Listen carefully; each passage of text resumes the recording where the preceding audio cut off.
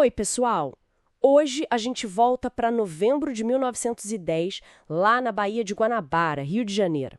Um momento bem tenso na história da Marinha Brasileira, né? A Revolta da Chibata. Marinheiros, muitos deles negros, nos navios mais modernos da época, se levantando contra uma violência que vinha de séculos. Vamos mergulhar um pouco nas fontes que contam essa história. A ideia aqui é entender melhor o que esses homens passaram. Muitos tinham estado na Europa, né? Viram outra realidade. Como foi esse choque com o Brasil? E o que exatamente fez a revolta estourar? E, claro, o que aconteceu depois com eles? Bom, vamos lá. Perfeito. E é fundamental começar por aí, por essa experiência fora do Brasil. Muitos marinheiros foram para a Inglaterra. Eles estavam acompanhando a construção dos novos navios, tipo o Minas Gerais, o São Paulo, tecnologia de ponta para a época. Certo. E lá, além da parte técnica, eles viram outra coisa. Viram como os trabalhadores, os marinheiros ingleses, eram tratados. Tinham um respeito, sabe? Uma dignidade diferente. E esse contraste deve ter sido brutal quando voltaram, porque aqui no Brasil a realidade era outra. Salários muito baixos, a comida era péssima, né? E o pior de tudo, a chibata. Os castigos físicos, uma coisa muito cruel, que parecia escravidão, que tinha acabado oficialmente há só 22 anos. Exatamente. E tem uma coisa irônica aí, né? Esses castigos, que no Império até tinham diminuído, quase sumido, foram retomados com força total pela República, já em 1890. Criaram até uma companhia correcional para isso na Marinha. Quer dizer, a República que se dizia moderna, ressuscitando práticas antigas. E aí vem o estopim, o momento que tudo transbordou. O caso do marinheiro Marcelino Rodrigues Menezes. Ele brigou com um colega, feriu o cara com uma navalha e a punição foi, assim, desproporcional. 250 chibatadas. No convés do Minas Gerais. E a descrição é horrível. Dizem que continuaram batendo mesmo depois que ele desmaiou. Um relato fala que as costas dele pareciam uma tainha aberta para salgar. Pesado. Imagina o impacto disso nos outros marinheiros. Já viviam sob tensão constante, né? Ver aquilo, ouvir os gritos, o som do açoite, foi a gota d'água mesmo. Anos de humilhação explodindo ali. E a reação foi quase imediata. Horas depois, a revolta começou. Sob a liderança do João Cândido Felisberto, o almirante negro, como ficou conhecido, eles tomaram os navios mais importantes: Minas Gerais, São Paulo, Bahia, Deodoro. E não foi algo tranquilo, né? Não, teve resistência, o comandante do Minas Gerais morreu, outros oficiais também, em outros navios. Teve até um tenente que se suicidou no São Paulo. Foi violento. Daí, com os navios sob o controle, eles fizeram o impensável. Apontaram os canhões para o Rio de Janeiro, para a capital do país, e mandaram um telegrama direto para o presidente, o Hermes da Fonseca. A exigência era uma só: fim da chibata.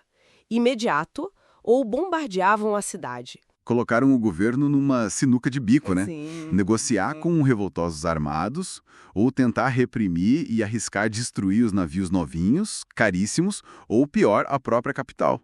Houve uma hesitação inicial, o presidente não queria negociar diretamente, aí os revoltosos deram uns tiros de aviso, atingiram uns pontos militares perto do palácio. E, infelizmente, teve a tragédia das 2 crianças que morreram atingidas no Morro do Castelo. Isso abalou até os próprios marinheiros, sabe? Sim, a pressão ficou enorme. Aí o Hermes da Fonseca teve que ceder. O Congresso correu para aprovar uma lei acabando com os castigos físicos na Marinha e, importante, dando anistia para todos os envolvidos na revolta. Teve até comemoração, o João Cândido devolveu o comando dos navios num gesto simbólico. Parecia uma vitória, né? Uma vitória histórica. Parecia.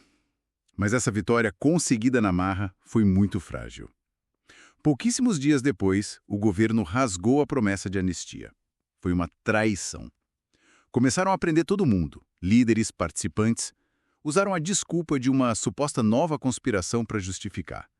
A repressão foi brutal e rápida. E que repressão! Centenas de marinheiros foram presos, jogados nas masmorras da Ilha das Cobras. Condições desumanas. Lá dentro teve fuzilamento sem julgamento, gente morrendo de doença, de fome, de sede. E tem os relatos pavorosos do uso de cal virgem nas celas lotadas. Tipo uma arma química para matar os prisioneiros. Queimaduras terríveis. E muitos dos que sobreviveram a isso foram deportados. Mandados para os seringais na Amazônia, trabalho forçado. Era quase uma sentença de morte também, só que mais lenta.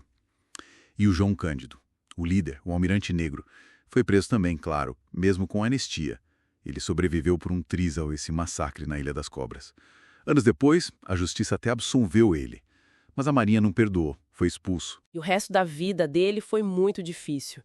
Viveu no ostracismo, marcado, trabalhou como pescador, descarregador de peixe ali na Baía de Guanabara, viveu de forma muito humilde, quase esquecido pela história oficial.